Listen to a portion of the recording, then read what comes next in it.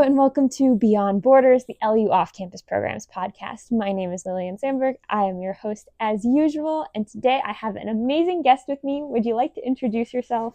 For sure. I'm Caitlin Bilo. I'm in my third year here at Lawrence. I'm an English and German major. Currently working on the English capstone, but the German one is next year. Nice. And where did you study abroad? I was in Berlin, which was so fun. I kind of decided I wanted to study abroad my first or second year of college, and then things lined up where I could go this past fall term. Awesome. So fall term programs run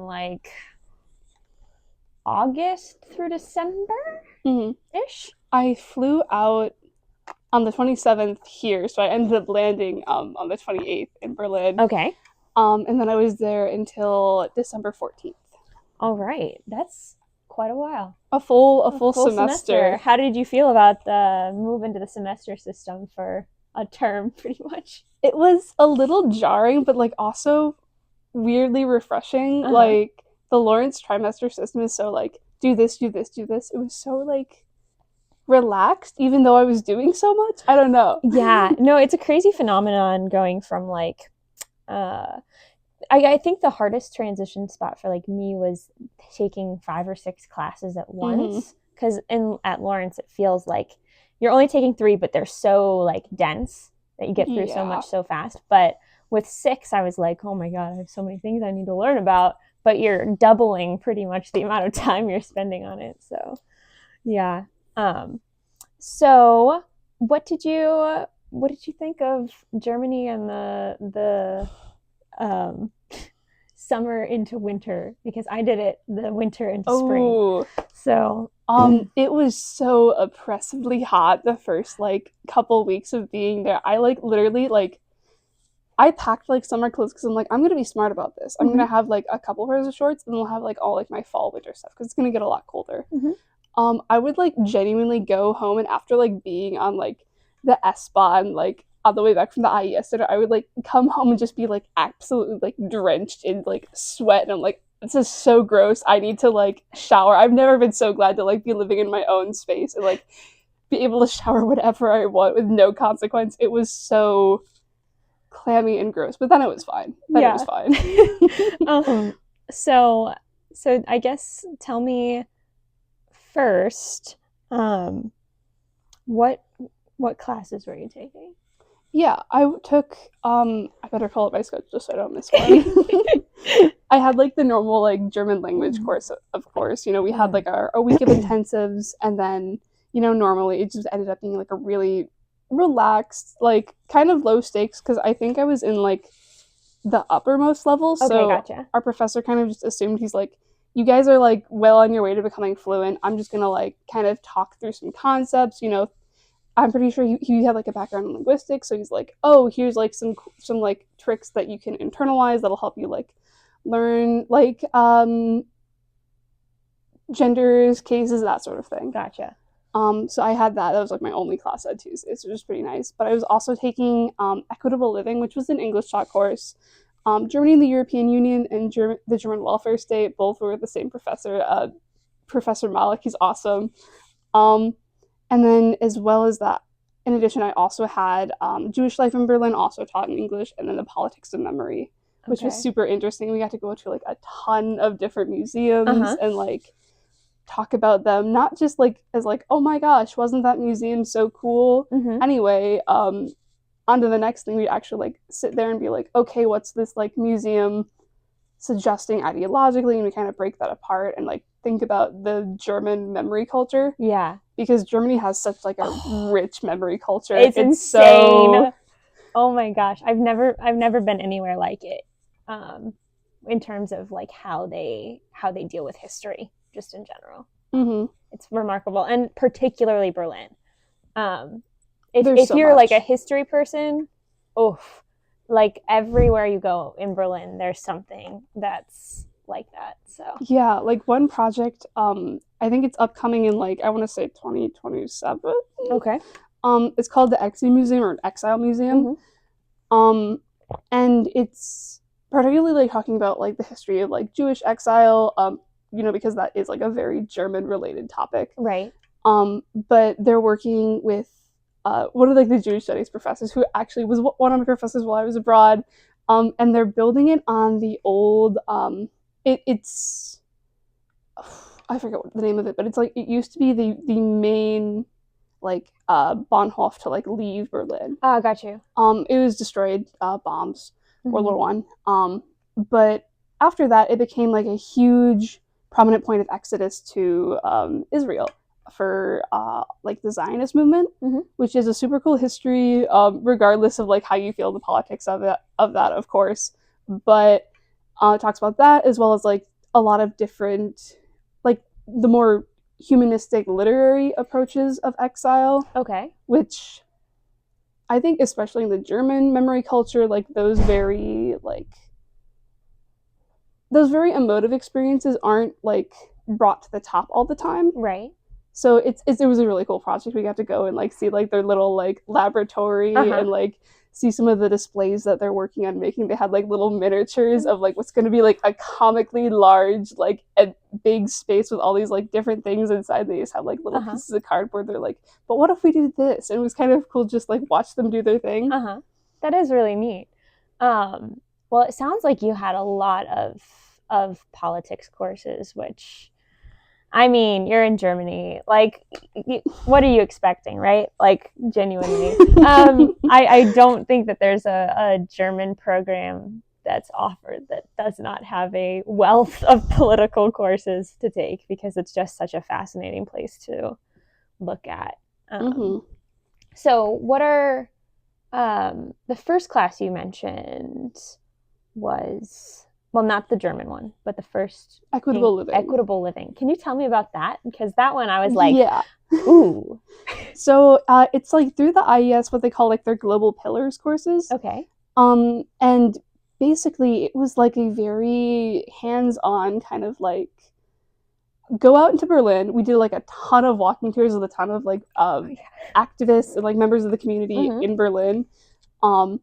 Just thinking about, how are these spaces, what do these spaces look like to different people that inhabit them, and what might be problematic about that. So what my group decided to like really focus on and like build our project on was how migrant communities in Berlin and like broader Germany as well are criminalized and heavily policed. Like, for example, there's this region of Berlin. It was like literally like a couple blocks away from my apartment. It was great nightlife. But the area is called Kotti. It's like around the U-Bahn station called Tor. And this place has been historically a migrant district. It's like right on the western side of where the Berlin Wall used to be, which means that it was home to a lot of like pretty damaged buildings after World War II, which was where a lot of like so-called Gastarbeiter or like guest workers were housed during like the heavy rebuilding phase of Berlin and like broader Germany. So it's like it's always been a migrant district, and because of that, it's always been highly policed because of just the assumption that migrants have to be criminal, which isn't true, is generally untrue. Yeah, if anything, it's normally the reverse. Yeah, but there's literally like a giant like a police station just like situated in like the center of this place, and it's so like crazy, like Polizei, and it's right next to like a place called Cafe Kotti, which is this very like it's like this, I want to say it's like the modern like salon, I guess. It's a very like come to get some coffee in the morning, and then later it turns into a bar. And it's just like this hub of community, and Berlin was like, no, we need to like slap like a bunch of cops right next door. So we talked a bit about like that in our project, and we were kind of thinking about how can we shift perspectives of like ethnic Germans and ethnic Europeans, who are the ones that are primarily perpetrating this narrative of like the harmful migrant, because in most places nowadays the harmful migrant stereotype is typically one so tied up with just racism. We were thinking about ways to like workshop and to promote like a race critical lens for the German public, because, you know, in the US, we have like a very different idea and conceptualization of race. Most definitely. Which is something that like I kind of been like thinking about that before Berlin, but I think Berlin like really like helped cement like what that really meant. But, you know, America, the US, like we've always been a colonial / post-colonial nation. Anyone that's here besides like indigenous Native Americans, which have been turned into a minority now, we're not here originally. You know, there is no like claim to be like an ethnic American unless you are like already marginalized. Right. Europe is very different in the sense that you can be German, in terms of like your ethnicity and your nationality. So those concepts kind of get like really tied together. Yeah, and they like compound on each other. Yeah. So people might be like, oh, well, like you're German, you have like a German citizenry, but they won't view you as German unless you're like unless you're ethnically from Germany, which is just different than sometimes in like, at least for me, it was hard to kind of wrap my brain around, because even like, I mean, I don't know, the whole ethnicity thing gets like, they're very tight about it, especially since regionally, I mean, you can take a step like, so I was in Freiburg, which is in the Alsace region of Germany / France, that has continually flipped back and forth between France and Germany. And so there's a lot of like debate over people who are like, you're not German, you're French because you're like Alsatian German, and it's like not the same as regular German. And so even within like within white people, there's like different levels of how German you can be, right? And then, I mean, if you look at migrants, they're just not even considered like as part of it. Yeah, no, it was like such a weird thing. Like I learned it before going to Berlin, but I was like, I'd always had this idea of Germany, and like especially Berlin, projected to me that like, oh, they're so metropolitan, they're so liberal, they're so left, they're so much like more like progressive than us in the US. Like we're just so bad, and the Europeans are so good at what they do. Which did you? Okay, this is a side tangent, but last Friday, maybe, there was the German elections. Did you see? Yeah. I wasn't like following them very closely just because it was just like kind of existential horror. I like followed the US elections while I was in Berlin, and like that was just like, that was awful. You know how bad it has to be when like a foreign bartender is like, yeah, let me give you a one on the house after that. Like, oh my gosh. Oh no. But the CDU has a majority now, which it could be worse because the AfD is the second in power. Yes. And if enough members of the CDU, like, I don't like the phrase come around, it seems like positive, and I don't want to throw anything positive in this situation. No. But there's been like a decent amount of talk of like certain members of the CDU being willing to form a coalition with the AfD. Which, if you're familiar with coalition government, like, this is really bad. This is really bad. So a little bit of context. So the CDU is like the Republican or the center-right party in Christliche Demokratische Partei, or like Christian Democrat Party. There's like a different name in like Bavaria, but that's Bavaria. Yeah. But like sometimes it can get hard with political spectrums, but they're like more left than our Republicans, but they're kind of right compared to SPD, which is like the left-ish, the center-left party. Then you have the AfD, that is the far-right party. They're been regularly described as the new Nazi party, because they are.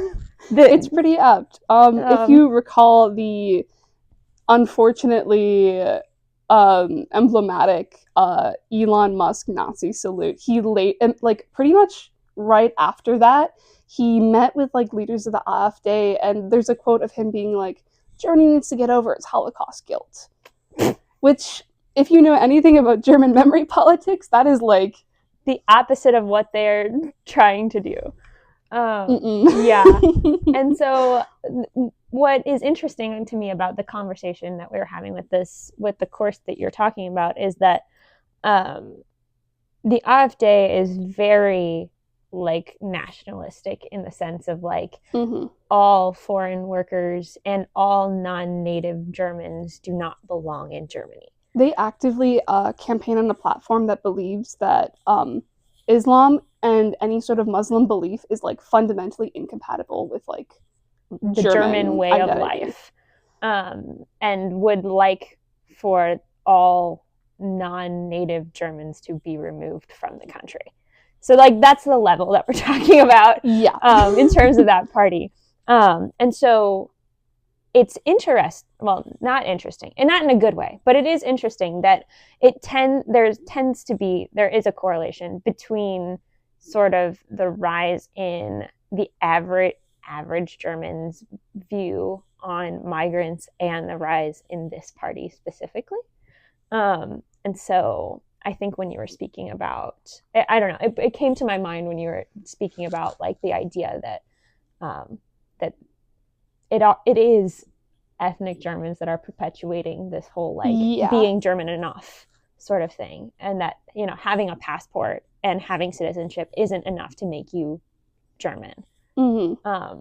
Which is like, it's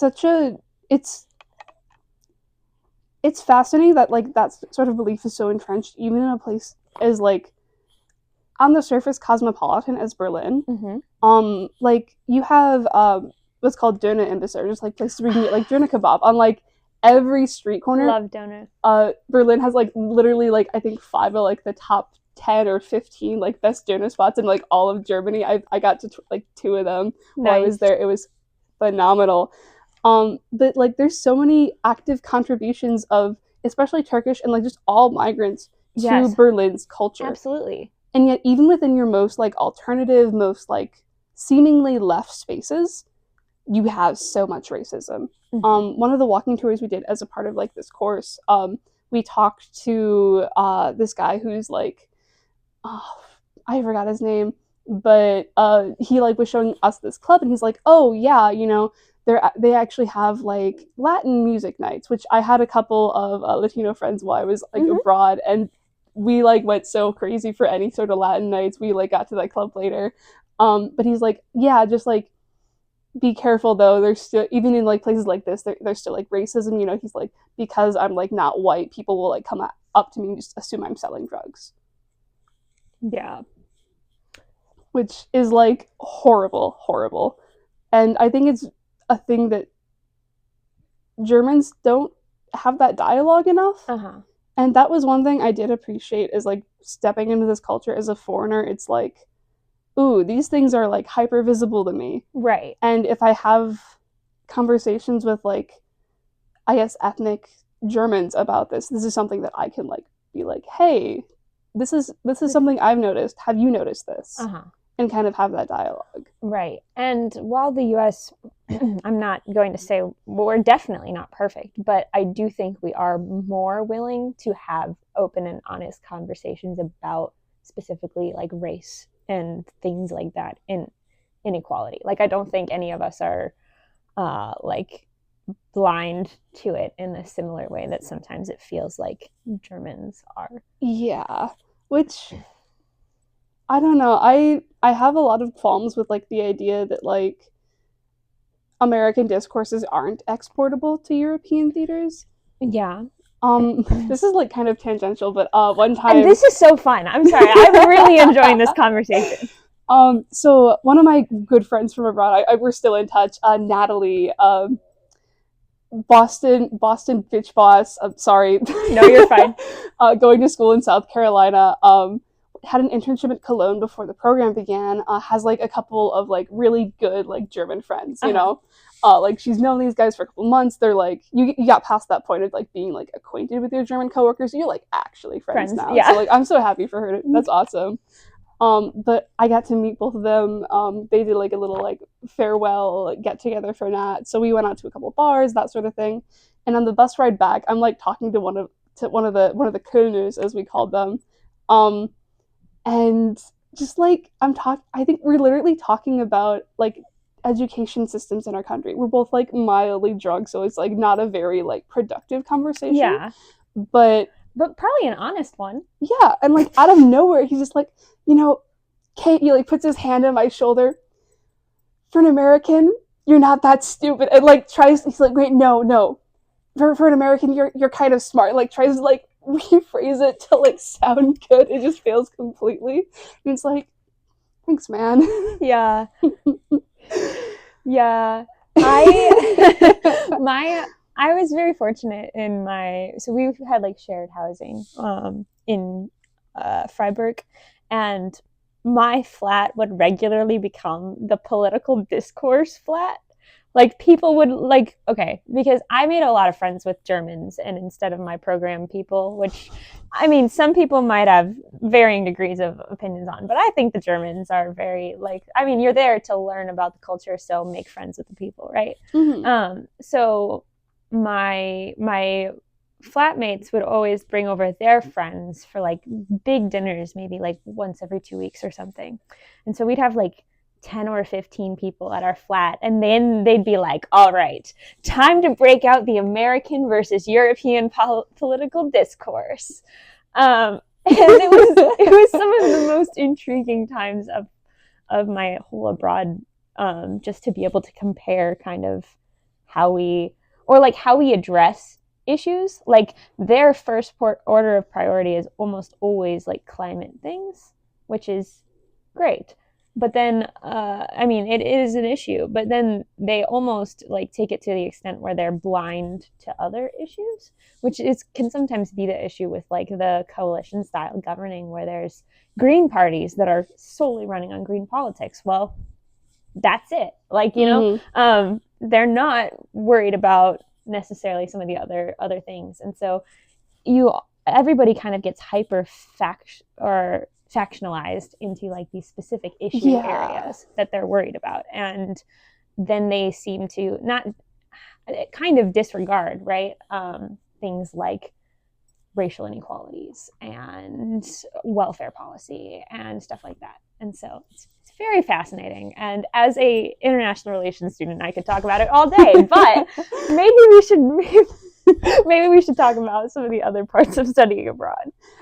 On that though, like it's so we approach politics in such different ways. Oh yes. And like that's something like I would have expected like the lexicon of politics to be like relatively global, like I feel like your news outlets kind of like sound all the same, just different languages, Right, yeah. But it's so different. So different. It's like in Berlin, you can like go to like a public event and like be sitting at a table just minding your own business, and like the guy next to you is like talking really in depth with this person he doesn't know next to him, being like, yes, I think the rent system really needs to support like single mothers, and like being like so like having this like really crazy like involved in-depth political conversation. And but like if you ask that guy like, hey, how was your day today, he'd be like, you're asking me how I feel? Yeah.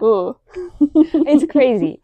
Really. And honestly, if you expand it even to wider Europe, there is just a general like weird tendency there where they're like so ready to talk about politics, specifically their number one issues.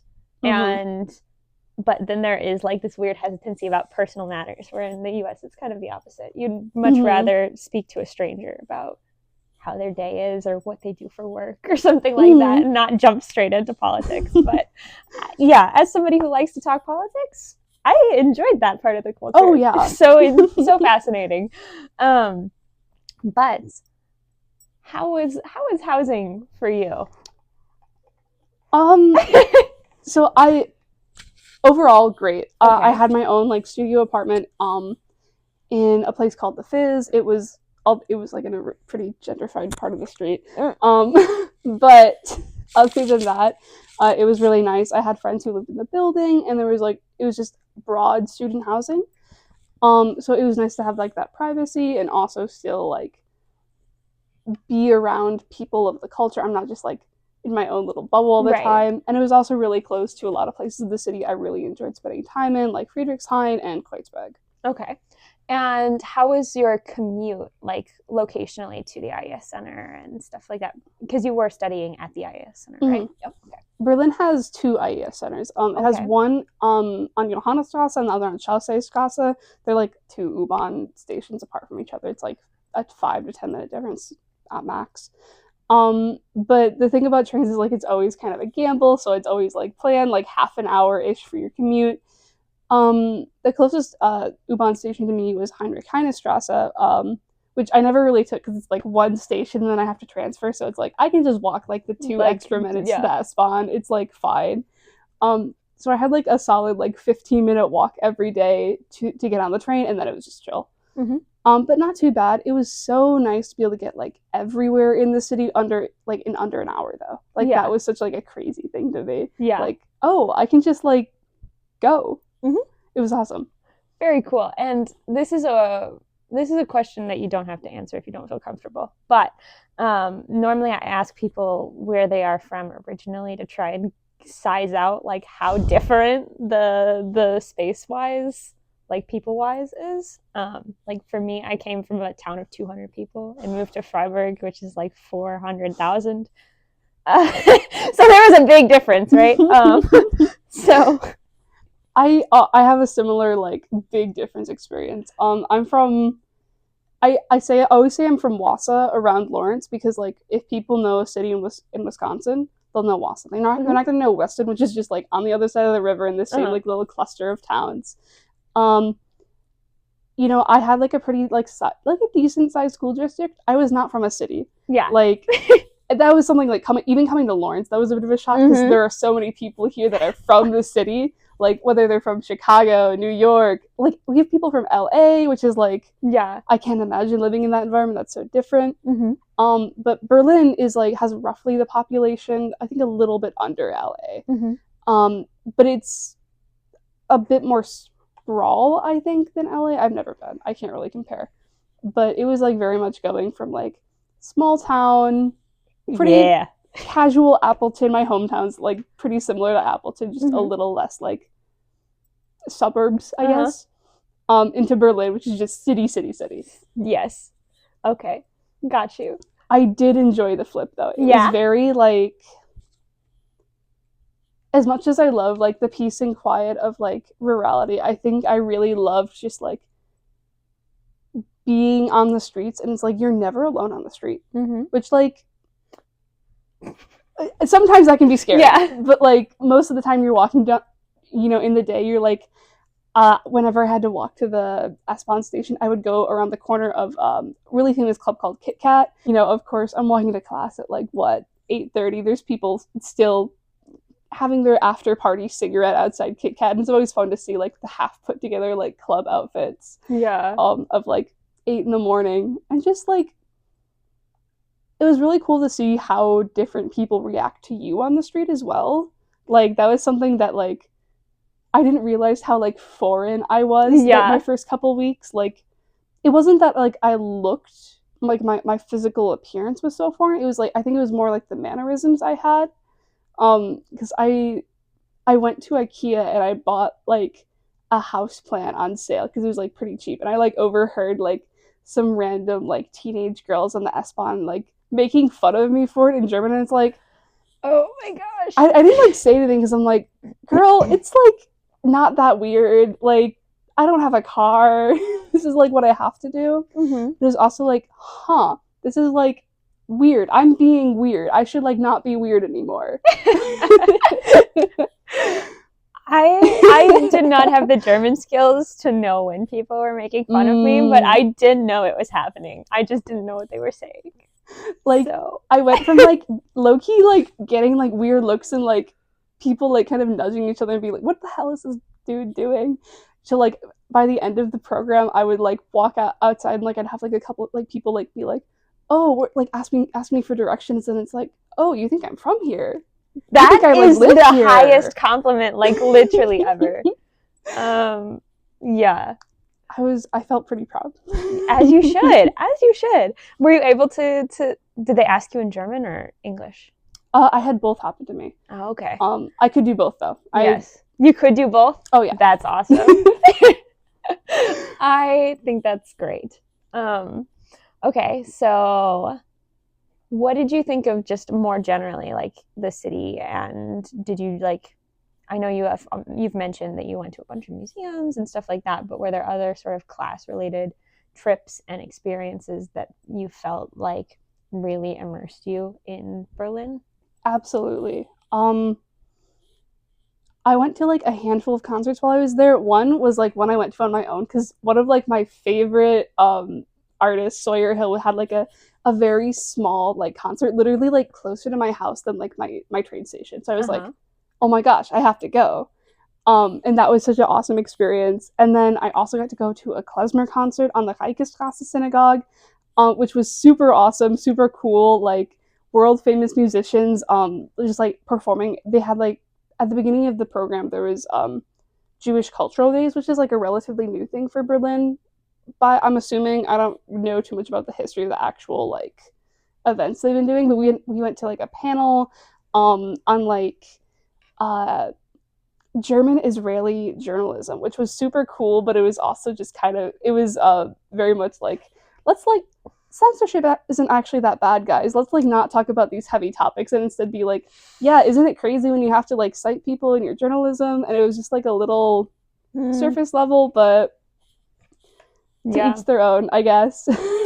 Yeah. That is a thing that I don't know. I think especially um the whole like Germany, Israel, Middle East migrant situation causes a lot of tension with the historical context of all of those relationships that makes it really difficult to have those kinds of conversations. Mm-hmm. Yeah.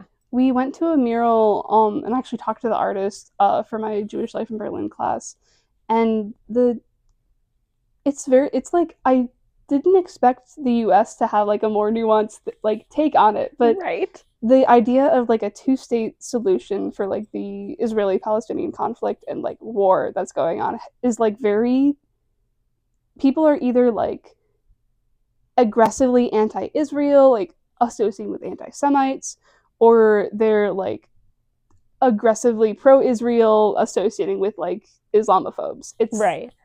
there isn't a lot of room for like good non-harmful discourse Mm-hmm. in the German space because like it's so wound up with like the history and the guilt. Yeah, absolutely. And like I feel like I don't know, there are so many other issues in politics that do seem easy enough to discuss and discuss openly, but that is one that normally there's I mean, it's kind of an issue with any sort of identity politics, right? I mean, Mm-hmm. it feels way more personal because that's part of it, right?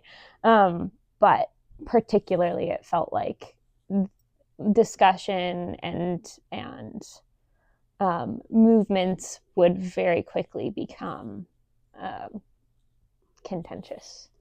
Yeah, yeah. It's like this. There are spaces where those healthy dialogues happen, but they are like pretty rare. Yeah. Like for example, this one artist, she herself like was of Jewish descent, actively like religiously Jewish, and a lot of like her co-artists in her space were Muslim and like practicing Islam. So they'd have like collaborative faith sessions where they'd like kind of like learn about each other's religions, cultures, that sort of thing. Mm-hmm. So it's like those spaces Do they exist, they're very hard to find.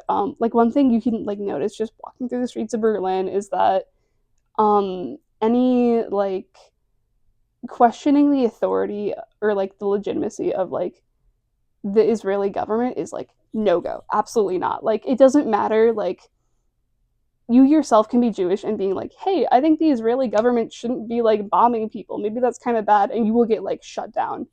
While we were there, there was actually like not a resolution, but there was like a parliamentary action that like suggested that students should be able to be expulsed from university for what was the phrase they used? It was like anti-Israel anti-Semitism. Mm-hmm. So there's like a very strong correlation between Israel, the government, and anything Jewish. relating with Jewish culture or anything. So, which is very much what like some people want, and also makes it very hard to draw those lines of being like, no, you can have these dialogues, you can't have these dialogues, that sort of thing. Or you can have the dialogue without feeling like you're being anti-Semitic. You know what I mean? It feels like disagreeing with the government equals being anti-Semitic, which isn't necessarily the case, I think, here in the States. So, there you kind of have to tread lightly, generally speaking, with that. So, did you do any traveling outside of Berlin? A little bit, okay. Not like a crazy amount. I did get to Oktoberfest with some friends in Munich, which was awesome. I didn't realize how many tents we got into and how abnormal it was that we were able to get into like 4 different beer tents at Oktoberfest. Apparently that's hard. But we did. It was great.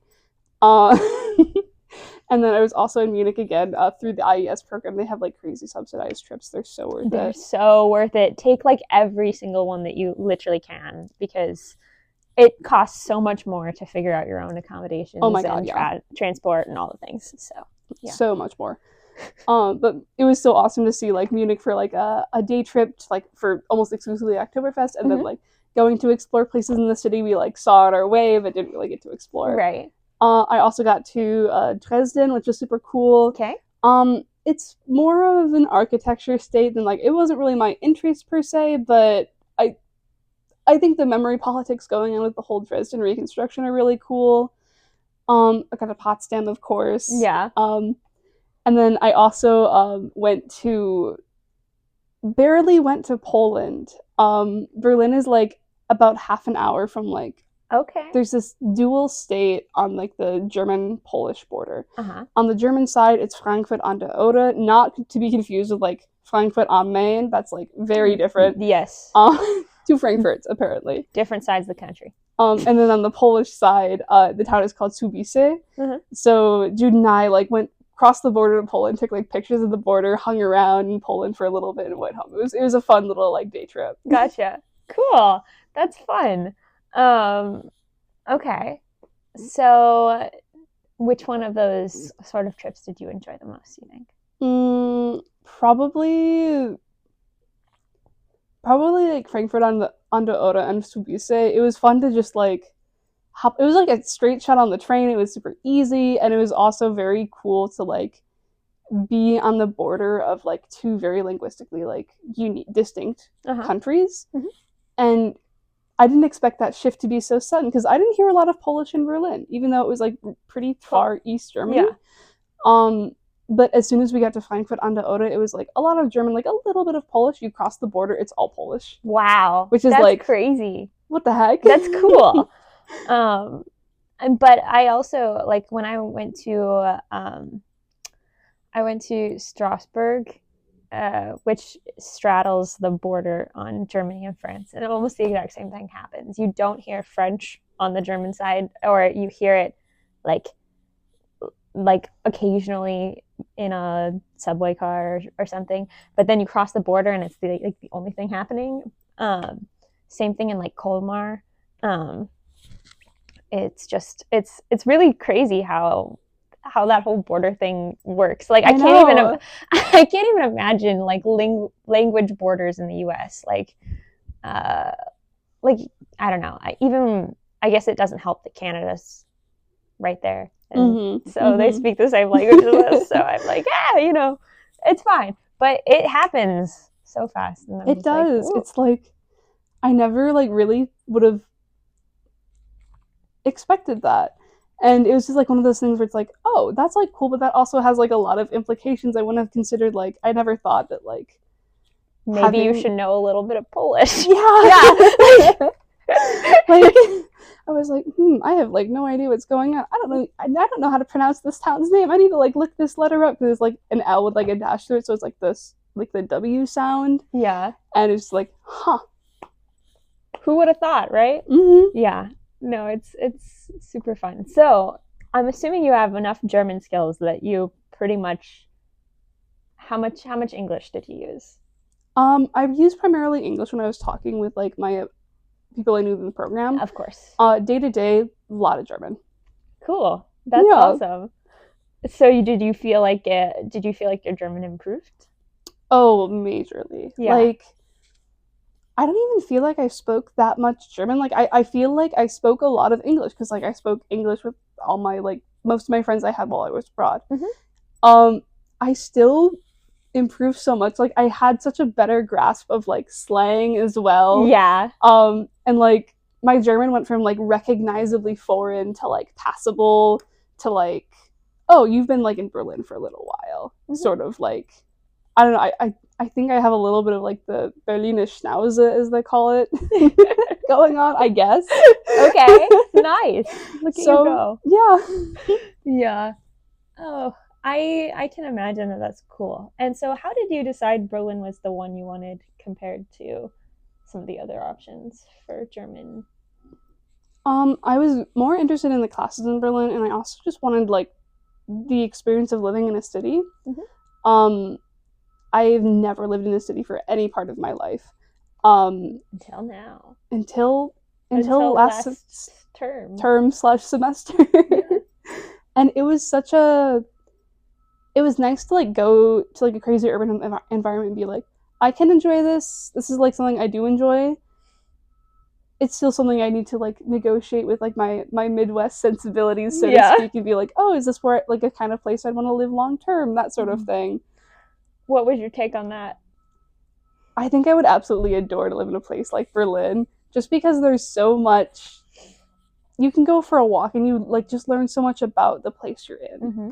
Like it was one of my favorite things to do while in Berlin, just like go for like random walks, and then I'd like see like a random like historical plaque in that region, like be like, huh, that's weird. And then like there were a couple times where it like came up in classes I was like taking at the time, so I was like, oh yeah, like Heinrich Heine, like I live on that street. There's like a placard like a block from my house. I know this guy, like poet. Yeah. Uh-huh. And it's just crazy to have like that experience of like, oh, this place I live in like has a established history. That's crazy. Yeah, for real. I also think like, oh shoot, I had a thought and now it's gone. Give me a sec.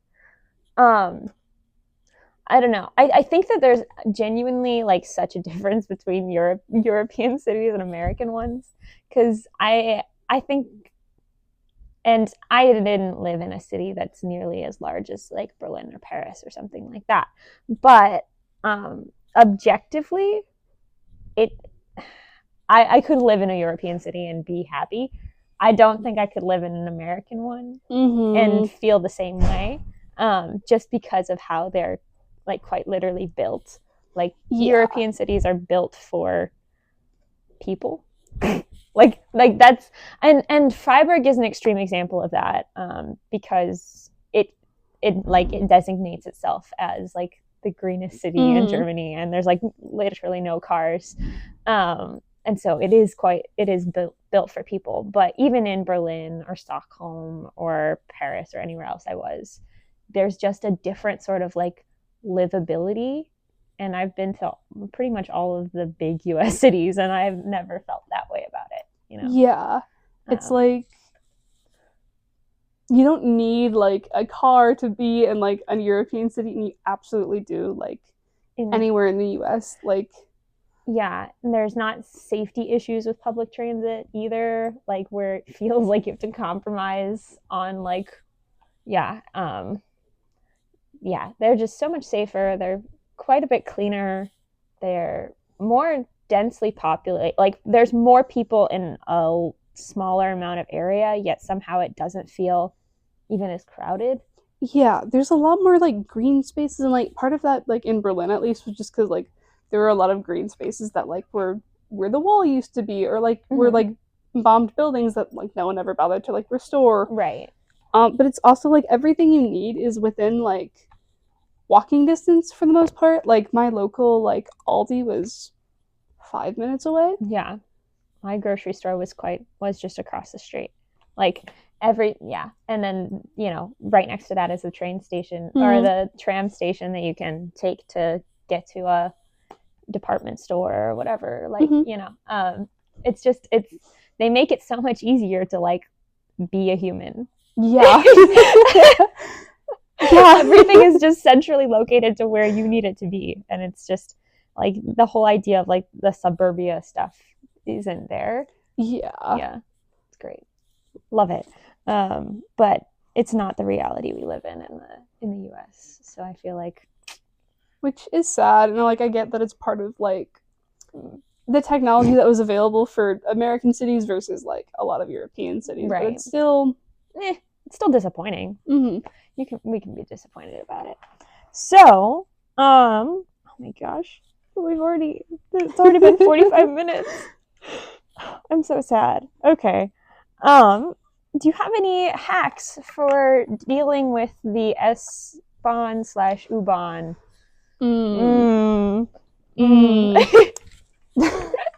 So I like have never been like public transport savvy because I never had to like experience it. I had a car when I was 16 and I've had a car since. Mm-hmm. Right? Well, not on campus, but like yeah, it's an imperative for my town. Like I would have to walk like half an hour to get like anywhere important. I struggled. But the best thing you can do is ask for help. The best thing you can do. They're so intimidating though. You think they are, but then they're so nice. They're so nice about it, and it's like if you ask someone for directions, like I had this one time, I got off at Hackische Markt instead of Friedrichstrasse for my train. It's like it was like a stopover, and I'm like, okay, I like don't really know where I am. Like I'm still getting like my eSIM figured out. I do not have service. I either need to like really lock into this like map, or I need to ask the like scary guy over there rolling a cigarette. Yeah. I chose the latter, and I was like, I was like speaking in German, like, do you know how to like get to Friedrichstrasse? And he's like, from here? And I'm like, yeah. And he's like, oh, just like do XYZ, hop on the train in this direction, then do that. And I'm like, okay. And he's like, you got all that? Like making sure like I understand that sort of thing. And it's like, oh, that was so nice, and just I wasn't expecting it. Like, no, I totally like. It's such Germans are so strange because externally they have this thing that we call the stare. At least that's what we call it in our program, where they look just like they're looking through you, like they look like they could decimate you, and they're not mad at you, but that's just what they look like. And so when I first got there, I was so intimidated by it. But then this, like, I had to take the train from Frankfurt to Freiburg because there's not an airport in Freiburg. And so I was trying to take my suitcases up the staircase, and this angry looking German man comes up next to me and just picks them up for me and carries them up the stairs and walks away without saying a word. And I'm like, that is quintessential German culture right there.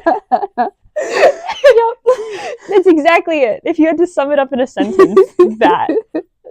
They are genuinely such nice people, but they're just very stony and stoic. And so it makes, coming from a culture where you smile at people on the streets, it's just a little intimidating, but it's fine.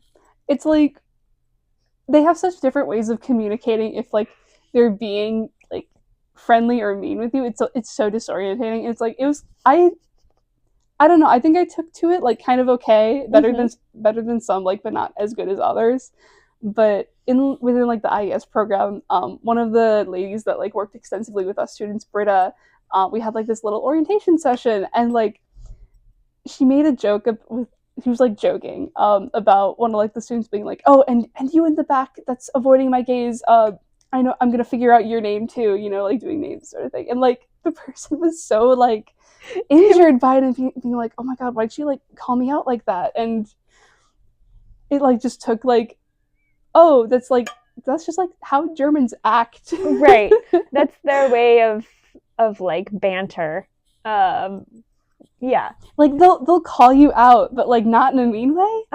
Which is so like, yeah, it's like they're very observational people, and so they'll notice something and then just say it, and then you're like, what do I do with that information? Like, Okay. Yeah. I don't know. That's how my roommates are. Or my roommates were. They're not my roommates anymore. They still live there. It's been a year. Dang. I feel so old when I think about that. Yeah. No, it's so crazy to be like, yeah, I was like on the other side of the planet for like multiple months, but like now I'm like back Now I'm in here. Appleton, Wisconsin. Woo. Okay, so to wrap up a couple things, what are some recommendations you would have to somebody who is going to be going to Berlin? Um, just I know it sounds like very generic, but get out there.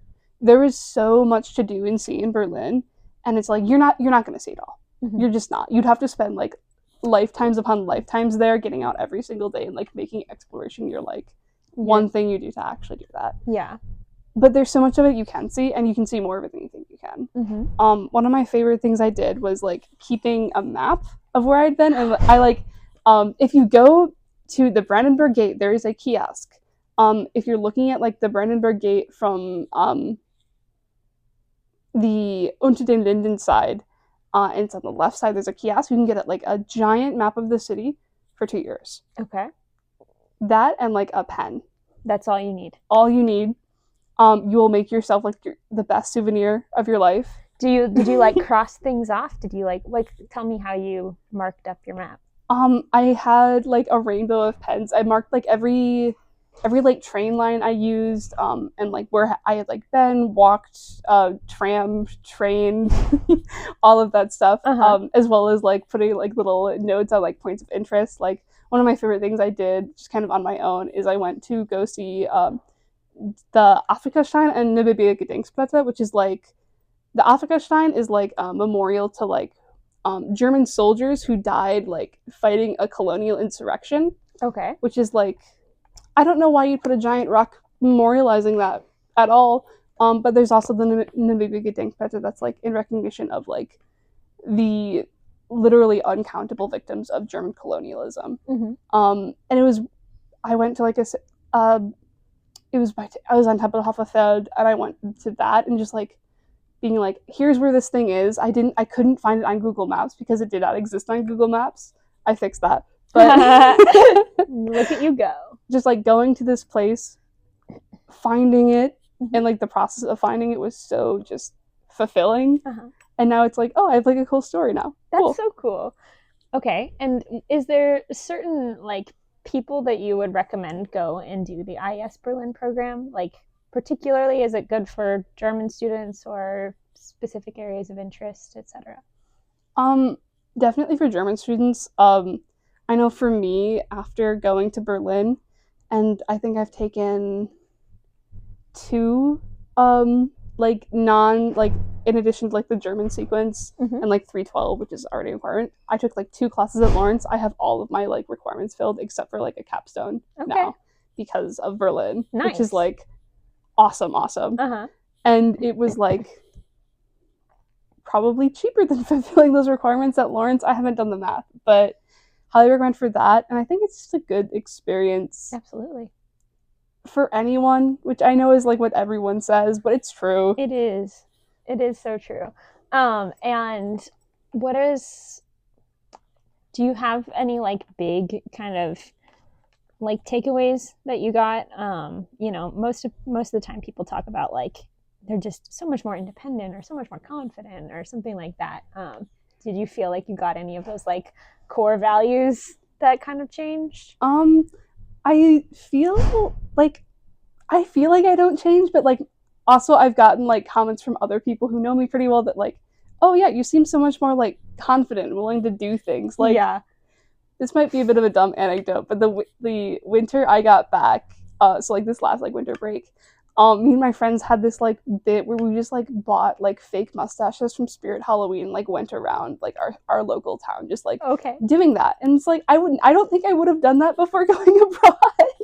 Right. Like, I feel like I would have like I cared a lot more about like how I'm perceived, that sort of thing. For real.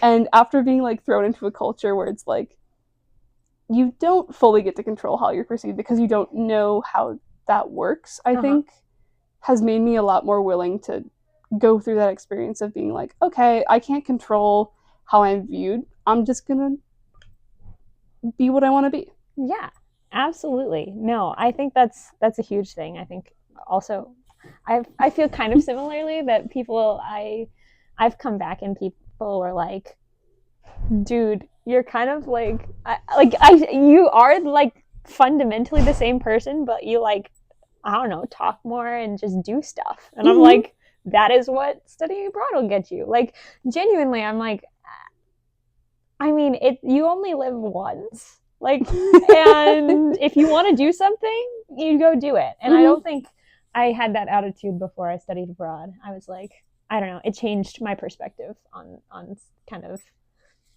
yeah, just do what's going to make you happy and ask for what you want. And that's what you should do. It's so deceptively simple, but it's like it's crazy that you have to like go around the world to figure it out. But it's true. Yeah, it does it. That's the magical key we have. Yeah. Is there anything else that you kind of wanted to touch on? I don't think so. Go to Berlin. Go to Berlin. Go to Berlin. Go to Germany. It's a wonderful place. Go to Berlin. Take advantage of like Lawrence's financial aid to pay for you to go there. It's great. Love it. Okay. Well, then to wrap up, I always like to give my guests a chance to talk about things that are going on campus that they are involved in and like shamelessly promote. So if there's anything you'd like to mention, please go ahead. Oh, this like works so perfectly with like the topic of this act as well. I am actually a co-chair for Glück, which is the German club German at Lawrence University Club. And we are on campus. We're starting up this term. Keep an eye out for our events. Come sign up for our roster on the new Presence platform. Oh my gosh. It's a great way to learn about German culture and language, even if you aren't directly involved with the department. Although we do like work closely with the department because it's a small it's knit community like the German at Lawrence. Yeah. Thank you so much for joining me, and tune in next week for Beyond Borders.